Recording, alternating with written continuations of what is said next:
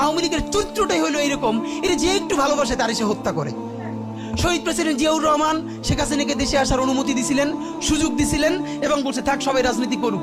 আসার 1 মাসের মধ্যে জিয়াউর রহমান শহীদ হয়ে গেছে, 13 দিনের মধ্যে। এবার দেখেন এই যে আমরা এখন যারা সবাই করতেছি, সুতরাং এটা একটা বিষ। এই বিষের সাথে আমরা কিভাবে লড়াই করব? জাতীয় ঐক্যমত্য তৈরি করতে হবে।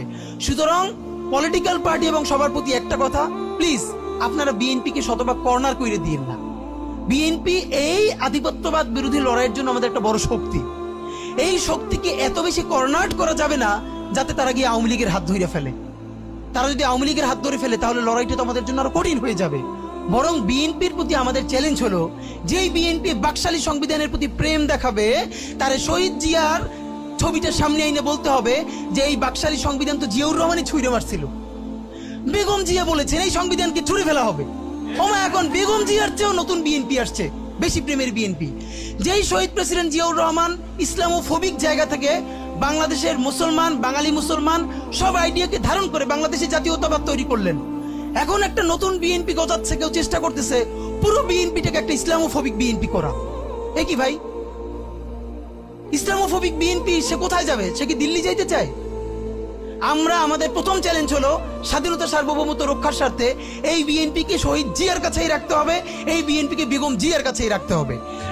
নাম্বার 2, আমাদের সামনের নির্বাচনে ম্যান্ডেট কি হবে এইটা সুস্পষ্ট। জুলাই সনদের ভিত্তিতে যদি নির্বাচন না হয়, এই নির্বাচন আপনারা চাইলে করেন, আমরা কেউ ভোট দিতে যাব না।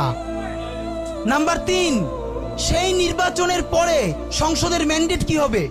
সংসদে জুলাইয়ের বর্তমান সনদে যেটা স্বাক্ষরিত হবে সবার ঐক্যমত্যের ভিত্তিতে, এটা নির্বাচনের আগে মানে সংবিধান সংশোধন করা ছাড়াই অধ্যাদেশের বলে বলে যেটা করা সম্ভব সেটা আগেই করে ফেলতে হবে এবং তাকে দিয়ে নির্বাচন করাইতে হবে। এবং আমাদের বিএনপির বন্ধুরা বলছেন 2 বছর সময় নিয়ে তারা সংসদে এইগুলো পাশ করাবেন। 2 বছর চলবে না, সর্বোচ্চ সময় 6 মাস। সংসদের প্রথম 6 মাসের মধ্যে জুলাই সনদের সমস্ত কথাগুলো সংবিধান ইনকর্পোরেট করতে হবে।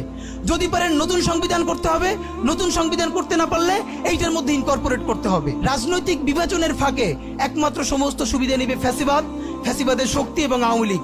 আমরা আমাদের জীবন থাকতে বাংলাদেশের মাটিতে ভারতীয় আধিপত্যবাদ থেকে শুরু করে আর কোনো বিদেশি আধিপত্যবাদ, হাসিনা এবং ফ্যাসিবাদকে মেনে নিব না। এবং আমরা যদি শহীদ হয়ে যাই, আমাদের সন্তানেরা লড়বে, তার সন্তানেরা লড়বে। কিয়ামত পর্যন্ত বাংলাদেশ নামক জমিন যতদিন বেঁচে থাকবে ততদিন পর্যন্ত আজাদির সন্তানেরা লড়াই করবেই করবে। ইনকিলাব জিন্দাবাদ।